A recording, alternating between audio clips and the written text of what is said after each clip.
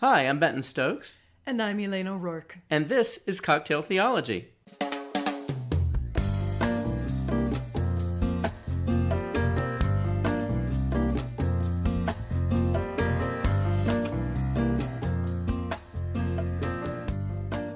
Hi there. We are beginning season 2 How about of that? Cocktail Theology. I know, it's so exciting. It's kind of weird, It is kind of weird. We've had a little bit of a break, which is also a little weird. which is also a little weird. I mean, we haven't had a break, but we've had a break for the Well, podcast. we've kind of had a break. I mean, can we talk about being on a break? Because I've been meaning to talk with you about this, and we might as well do it in front of our friends. Right, sure. So anyway, our first episode ever was the live one we did as as Cocktail Theology Live. And for those of you who weren't with us at that point, we had been doing Facebook Live stuff with our folks weekly. And just talking about whatever people wanted us to talk about or whatever we felt like talking about. And then Benton had the brilliant idea of turning it into a podcast, and so we did. And our first episode, which we did live with our audience, was about moving on. And how do you know when to move on? And what does that look like? And whether you're talking about jobs or relationships or whatever, how do you know when to move on? Right. It was pointed for a number of reasons at this time last year, but partly because I had left the job at the church. Yeah. And so that was in the air. We were both considering different kinds of life choices and that kind of thing. And so that was all up. We are starting this year with a new moving on, aren't we? Yes, we are. I had been on a church staff for 10 years doing worship there and left that role at the end of 2018. And so a couple of months in now to 2019, and the things that I'm learning and recognizing about myself and church and worship and God and my relationship are all really interesting and a little unexpected. But it is a very exciting time. So maybe we can back up just a little bit. We have talked about before, this is suddenly going to become all about me, but I promise it'll stop being about me in a minute. At the time you came to the church that you just left, you were in a whole different part of your life than you had been in. Yep. And one of the great things about the church was it helped you navigate that. It did. And then as you were on staff, you were developing your own skills as a worship leader, as a leader of people in a particular spiritual way, and all of that. Then I came along and bollocksed it all. I'm making fun of this, but my family and I came with a very different perspective. Yes. And good, bad, or indifferent. I'm kind of hard to ignore in a room, so it starts shifting things, right? It did. I think it was good, but that's my perspective. I think it was good too. But what that meant was that this huge, long, kind of 10-year arc of transition for you started out being about your personal life, really became more about your spiritual life in a different kind of way, as well as your social life. So it kind of really shifted. So when you left that church, you were a very different person. Oh, yeah. Than you were when you got there. Right. And we can talk more about that piece. But as a result, now, because you didn't go straight from that church into another church, particularly not another church of that type, and a lot of our listeners go through this, right? You're in that period of, well, now what? Who am I now? What does this look like? And friends out there in podcast land, I think most of you have had that place where you've been either between churches or have left the church and don't know what is coming up, or something has shifted radically in the way you are seeing your spiritual life in community and your spiritual life in structures. And that's kind of where you are now.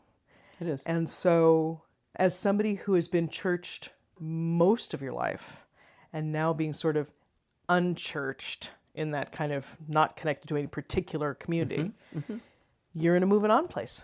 Yes, I am in a moving on place. Back in the fall, as I was anticipating my departure from my role at the church where I was, I began applying for jobs, similar jobs at not two different kinds of churches, honestly, and was not thrilled with what I was finding in terms of opportunities. I pursued a couple that didn't work out, One that you were offered. One that I was offered and chose not to take. As the year ended, I did not have a clear sense of moving from that position into another position somewhere else. I don't think I've ever in my life been in a position quite like this. Because as a kid, I was in a fundamentalist church. I was happy there with the youth group. Went to college that was a part of that denomination for a couple of years. Moved out of that, but continued to be a part of that church. Moved with my fiance into another church. Was there for our entire marriage.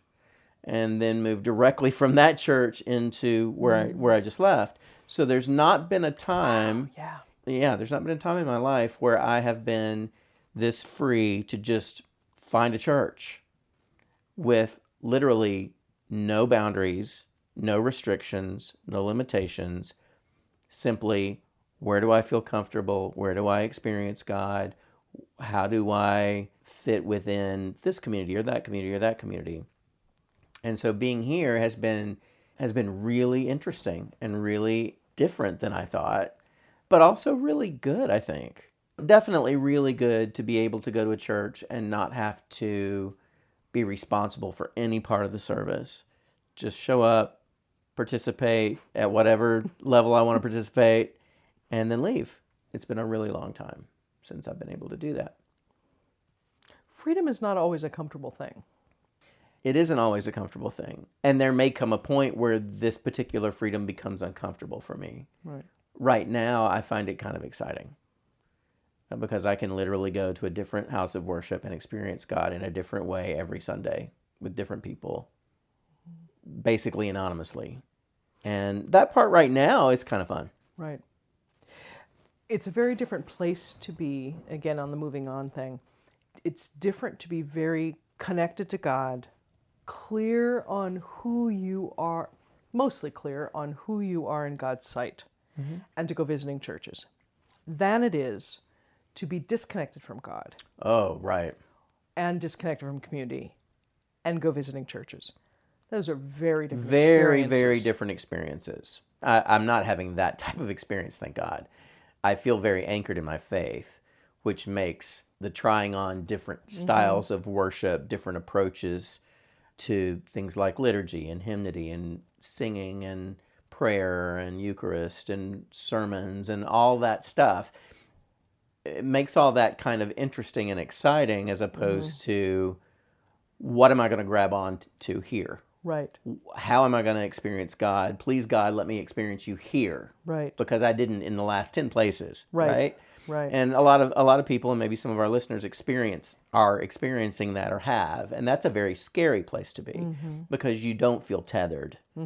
I don't feel untethered, and as I've talked about on this podcast before, church is something that I experience sort of separate from my faith and God because church fills a certain place for me or has historically served a purpose for me that's even over and above and different from my worship of God. And I think that's true of a lot of Christians, particularly in evangelical land. I think a lot of us, found our springboards, found our education, found our partners, found all these things within the context of church. And that's and in the South, that throws a whole different thing into it. Right. So there's a cultural aspect to it too.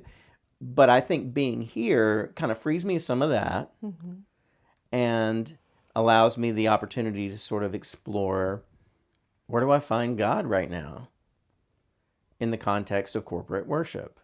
And the answer to that question has been kind of interesting.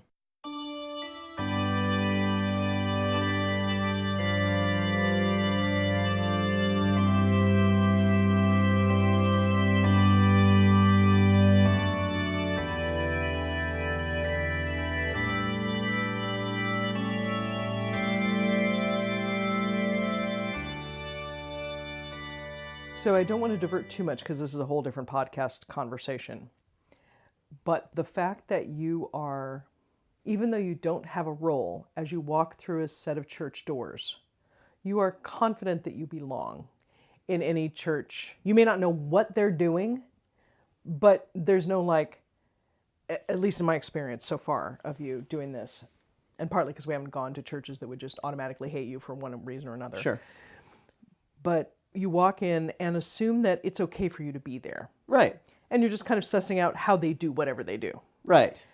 Which, again, for some of our listeners, is a very different experience. Yes, it is. Right?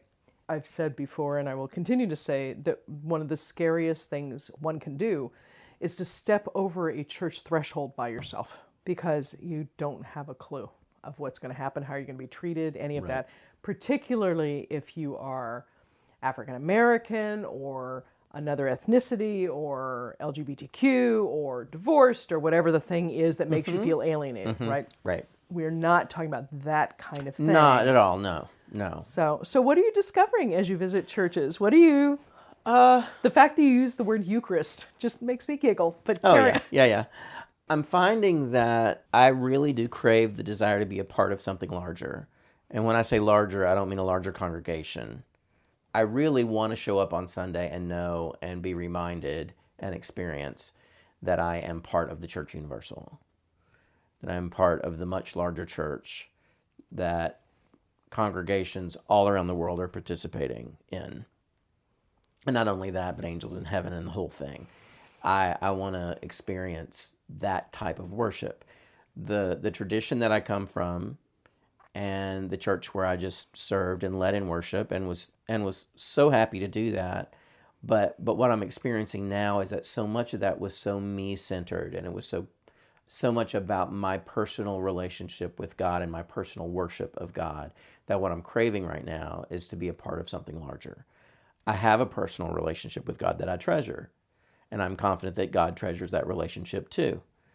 And I talk to God, I worship God, and I do all that in my personal space. So what I'm looking for on Sunday isn't doing that with other people. Right. It's really experiencing something larger, more us, less me, more we, more directly to you, God, more worship of God instead of songs about God.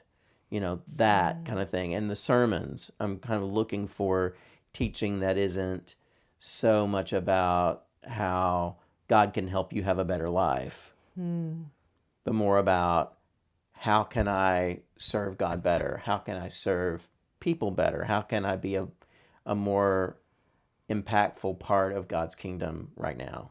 That's what I want to hear about, and that's what I want to be a part of. And that's really a different place than where I've been.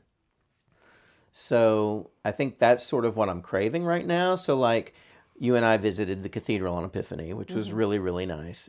And, Episcopal Cathedral. And it is an Episcopal church here in downtown Nashville. They pulled out all the ceremony, all the incense.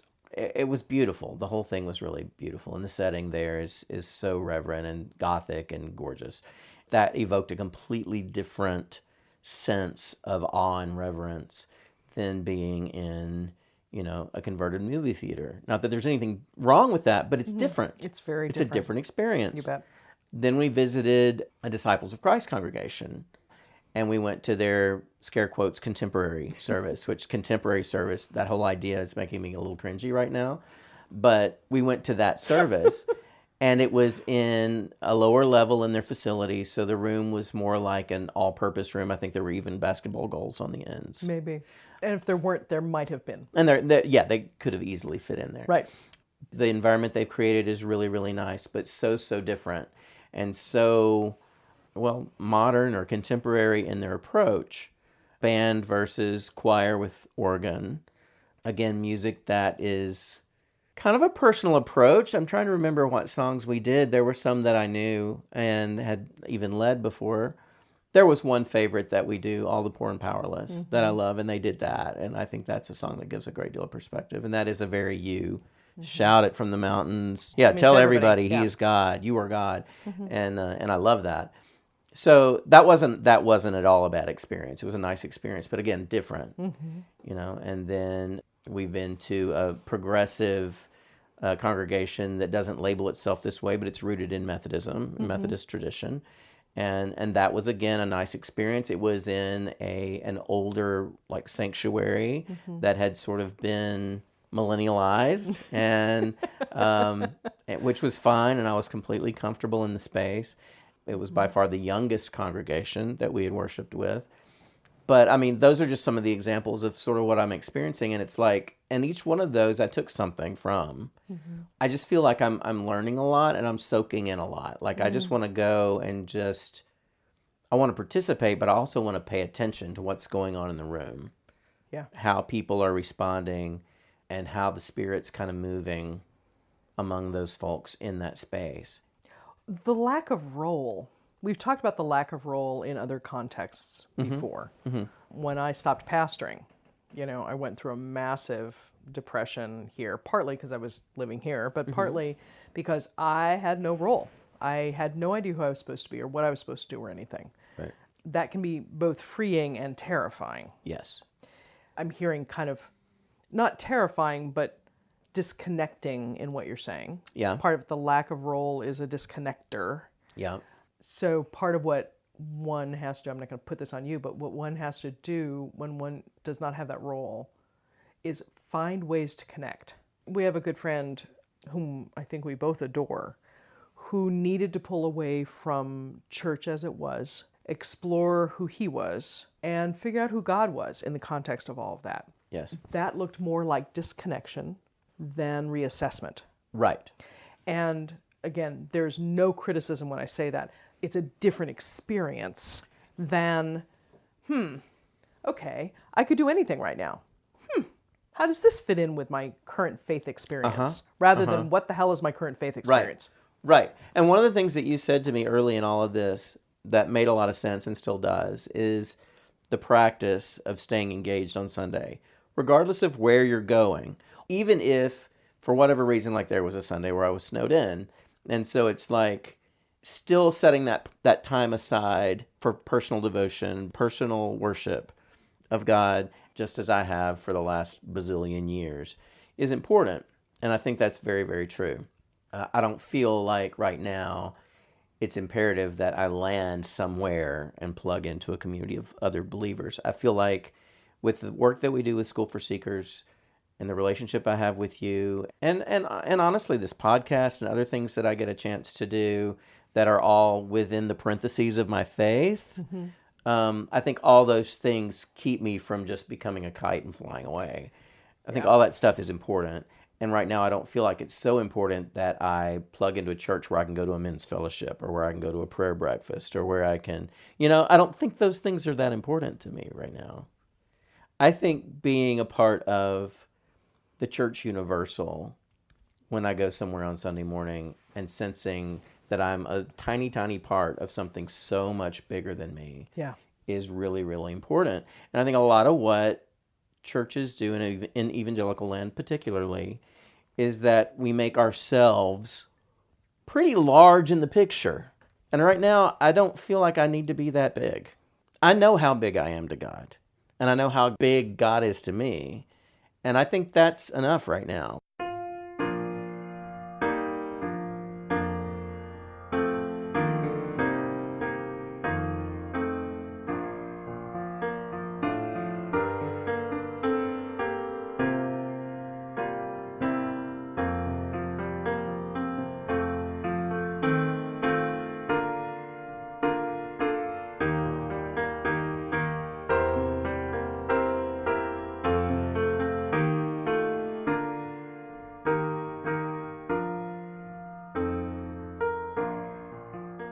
Do you mind if I do a little tiny bit of history? Sure. Because that's what I do. All right, so we've talked about in School for Seekers the distinction between what is often thought of as the liturgical church versus the free church. Liturgical church being the one that intentionally historicizes itself. So the sense of the liturgical church is that the person who is reciting the liturgy in New York is essentially reciting the same liturgy as the person who's doing it in Zimbabwe, and the angels are doing something the same way. I mean, there's this sensibility that wherever you go in God's great universe, somebody is saying this stuff. And the idea, whether you buy it or not, is that those churches come straight out of Jesus to Peter to Paul, to everybody. Yeah. With the free churches, particularly in the United States, those come out of revival. They come out of the liturgical churches coming here and literally going out into the countryside and preaching revival.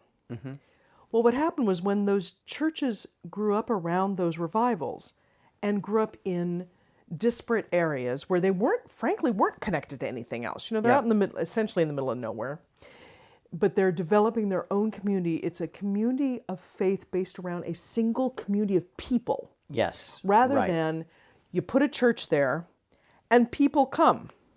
It was about, here's this little clump of people who need church.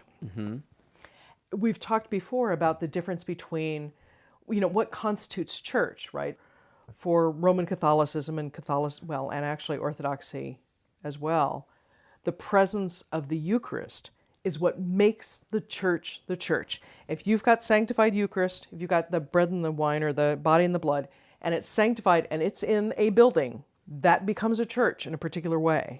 That is not the way the Free Church sees it, not the way what we call the Low Church sees it. So the difference between the historical church and the revival church is a massive difference theologically and how you connect with other people. So if you're thinking about the revivalist church, the Baptists, and all of these other groups, that Church of Christ, all of those, what you're doing in revival is trying to get people to connect and turn themselves over to God. Well, it has to be about me because it's about my making a decision. Right. It is always about my making a decision.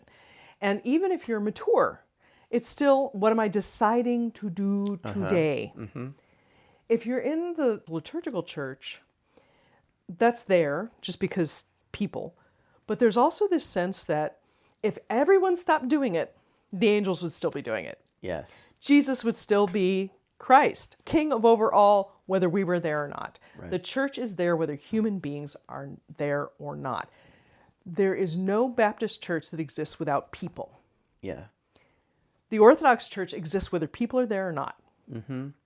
That sensibility is radically different. And part of what I'm hearing you say is, look, I know I've got a relationship with God. I feel strong about that. Sometimes it needs shoring up, sometimes it doesn't. But basically, I know God's big. God is in love with me. That's all good. How do I fit in with eternity and millennia in this world? Yeah. Yeah, no, I totally get that. And that is such a different perspective to have. And so when I'm faced with the opportunity to worship in a body that's like that and plugs into that broader sense eternal, of the broader sense of the eternal cosmic Christ, than another church that's going to be about my personal relationship with God. I'm kind of drawn to liturgy and history and tradition and hymnody, and I'm just kind of drawn to that. So when I was a pastor, I used to get in trouble for this all the time. I thought it was perfectly fine if you left my church, as long as you went somewhere else. Yeah. Because I believe that we need different things at different times. If you are growing and paying attention to God's leadings and involved with the Spirit, the way I do things, the way we do things in our church or in, whatever, may or may not fit you at a particular time. If you're there for the community, that's a very different thing than how you grow and serve. I think if you're paying attention, what you need shifts, just like our spiritual disciplines shift. Yes. Sometimes I need prayer 7 times a day. I'm going to the monastery at the end of the month, and I need that 3 a.m, 6 a.m, 9. I mean, I need that rhythm right now, and I can feel my whole soul aching for it. Yeah. There are other times when that's not helpful. As you're saying that about the shift, I think that shift happened for me while I was in my role at the last church, because when I got there, I desperately craved and needed community. Of course. But when I left there, my sense of community had changed so much. And I feel as though I do have community, and I feel supported, and I feel like what I want now is that opportunity to serve. It's not about needing a church for fellowship. Right. And I totally understand needing a church for fellowship, because that's where I was. You know, I had gone through a divorce. I was trying to find a community where I fit in, and I found a place where I felt comfortable. And so I craved potlucks, and I craved, you know, bowling and all the stuff that we did together. I don't generally crave bowling. You're looking at me so funny. I could really care less about bowling, frankly. But, you know. But it's about being with people and it's about being with enjoying people and reconnecting. Right. No, it's important. And that was really important. That's not where I am right now. Right. So what I'm looking for from corporate worship is something just really different from that. And I think that happened over a period of years. That shift happened. Of course. We've talked a lot about serving on a church staff and serving in a role. And volunteers get this too. You don't have to be paid to do this, but where you have a role in the body, that when you leave that role or forced out of that role or whatever, that's a very big game changer. One can feel let down or hurt or thrilled or any of those things, but you are in a box and then you're out of it, and what you do with yourself out of that box is different. It is different.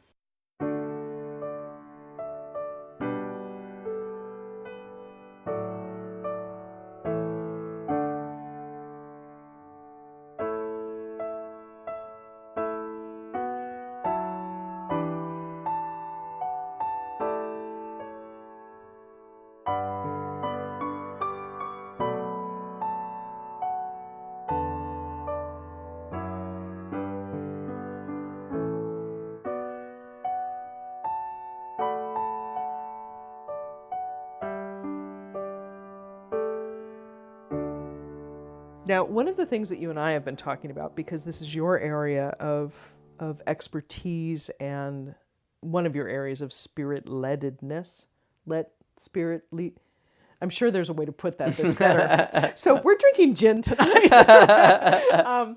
Is that much like when I go into a church, I am listening to the preaching and I'm listening to how the order of worship goes and whether it's fluid and all of those things. You're listening to music and prayer. Yeah. And that has been a new experience for you, hasn't it? Well, yeah. I mean, not new, but since you're not choosing it, it has a very different perspective. Well, and I find that it's really, really difficult for me to go into a worship setting that's similar to where I was and not pay attention to the things that I really don't want to be paying attention to. For example, please share one anecdote of this. I don't know if I have an anecdote. You know, I pay attention to musicianship. Mm-hmm. I pay attention to the technical aspects of what's going on. Mm-hmm. I pay attention to flow, like how the elements of the service flow together, because a lot of what I did in my role was programming the service. Really, the only thing that I didn't have a hand in programming was what the pastor was actually going to say. Pretty much all the rest of it, I orchestrated how each element went from one to the other to the other. So if I experience something that's different and it feels disjointed or jerky or like that didn't flow very well, I pay attention. Like I notice. Like even if I'm trying not to, I notice. Right. If I'm in a setting where it's completely different from anything that I did, then it's much easier for me to just relax and experience that whole thing in its entirety from beginning to end and not notice how the elements worked with one another, or you know what might have gone wrong, or you know not because it's not what I did. It's not familiar. It's not familiar. Yeah. From song selection to instrumentation and arrangements to harmonies to who's off pitch to who's too loud to how the slides didn't change in time to how that graphic is so jarring and so not working to how we went from that to that to that in like 5 minutes, and I have whiplash. Welcome to my brain. Welcome to my brain. Right. It's that, and some of that I probably learned from you too. I'm so sorry. But it's that, and so I think that's another reason why I kind of want to be somewhere different. Yeah.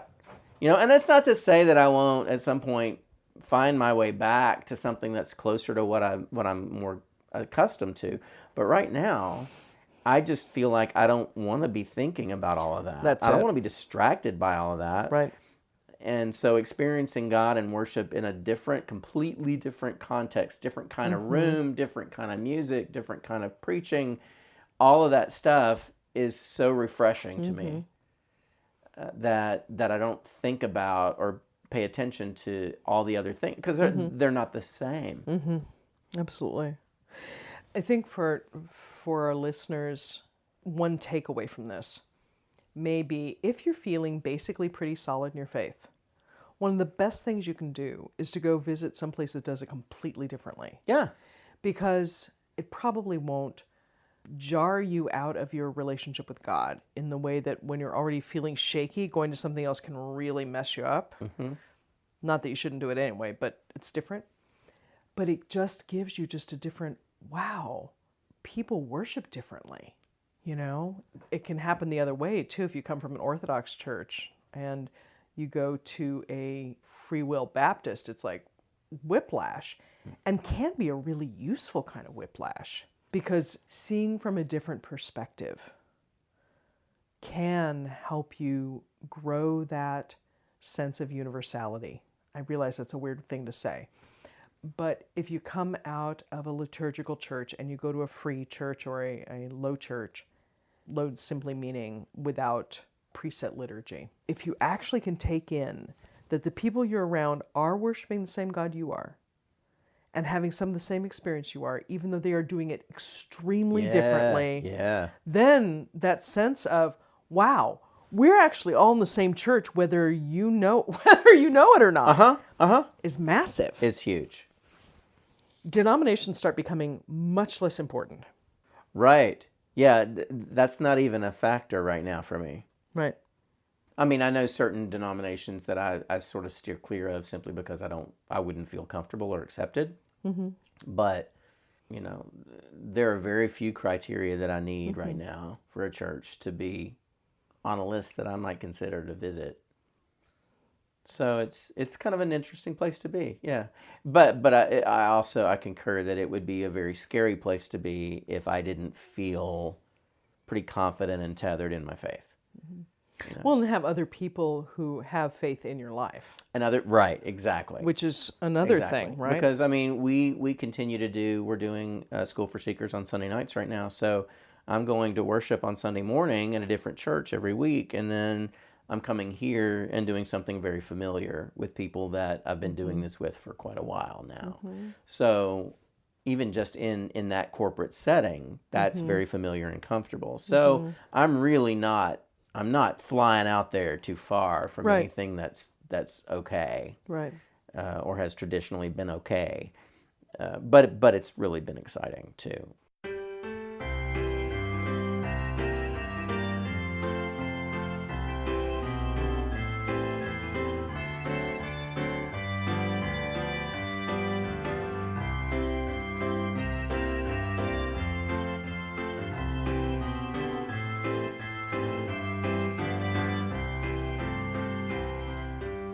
So what's next? Now that you have moved on from the one thing and you are looking into the other things, what do you think's next? You're going to go to a mountaintop and sit in a lotus position. I don't think I can get in a lotus position. Well, I can help you with that one. Okay, good. Well, then sure. Okay. As long as we can get out of it. Once I'm in it, I may not be able to get out of it. So what do you want to explore? I really want to continue to look at what it is to worship with the Church Universal. I want to be a part of an us in that sense. That's something that's really compelling and exciting to me. And I think it helps give me a sense of perspective and groundedness that I need right now.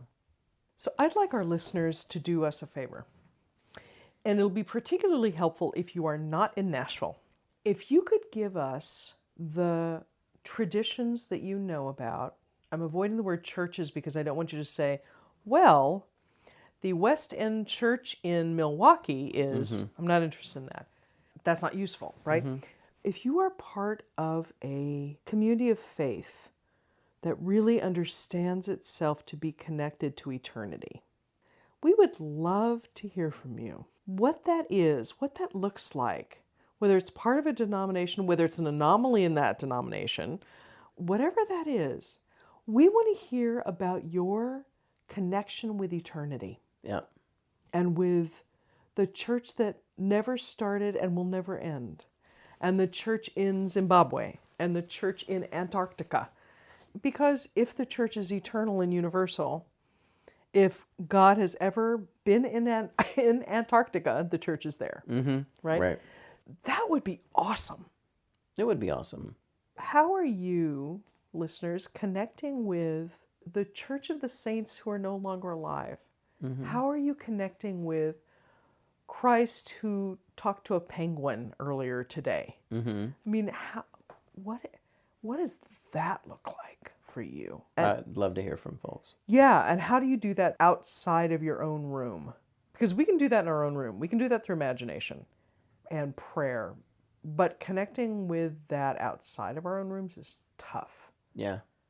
So without getting too woo-woo about all of this, how do you do that? If you are good at that, or you've connected with people who are good at that, we would love to hear from you. Yeah, we sure would. You can contact us at info@schoolforseekers.com, or benton@schoolforseekers.com, or Elane without an I at schoolforseekers.com, or on our webpage, or on Patreon, Patreon/Cocktail Theology, or on our Facebook page or Instagram. We are everywhere. Yeah. It's exhausting. It is. But yeah. Someday social media will go away and we'll just talk to you in person again. But in the meantime, you can connect with us. Right. In all of these ways. But yeah, what's your experience of the universal church? And frankly, if you don't know what we mean by the universal church, please tell us. Yeah. Because it's interesting conversation to help us to know who you are. Yeah. We want to talk with you and to you and for you. And although we love talking to each other, we do it for you. So we want to know, just help us to know what that is and help Benton to find his way. Yeah. Because he's sort of lost in a kite right now.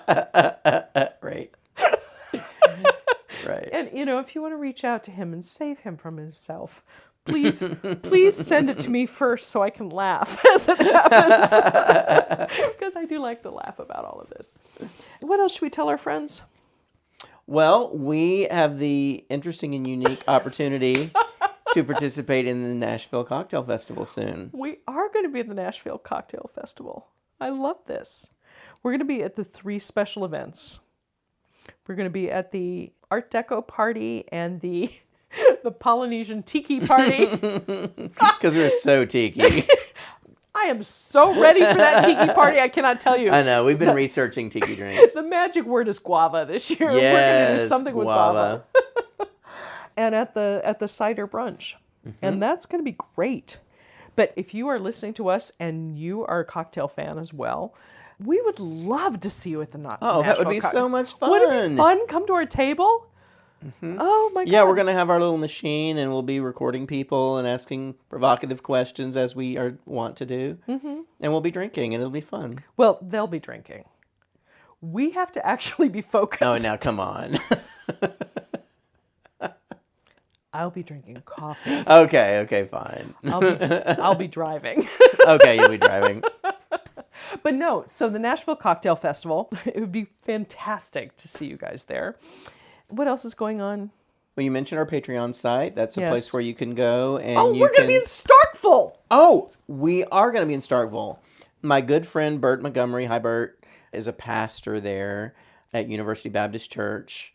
And he is also an adjunct professor at Mississippi State University and a super cool guy. We will be at his church. We will also be on the campus of Mississippi State. And we will also be at the Starkville Pride Parade that weekend as well, which will be their 2nd annual Pride Parade because they just had their first one last year. Love that. So very excited. Yes, end of March. So we'll be very excited to be there that weekend. If you are in the neighborhood of Starkville, Mississippi, or within a 5-hour drive, look us up. Because again, you can find us on all the socials, and we'll have information up about that. Absolutely. That promises to be fun. That will be a lot of fun. Yeah. I was thinking about making us a banner and we could march in the parade. Can you imagine School for Seekers? I think we totally need that. We could get a couple of people from Bert's church to march with us. I bet we could actually look like School for Seekers instead of just us. It'd be great. Hey, we are part of the universal church. There are billions of people marching with us in Starkville. It's true. It is good to be back with you. It is good to be back with you. It is very good to be back with you. So, yep, and you. Keep in touch. Tell us what you want us to talk about. We are starting a whole new season, so we are more than open to suggestions. More fun to come. More fun to come, and, more gin. And more gin. I'm going to have more gin. Good choice. All right. Bye. Bye, guys.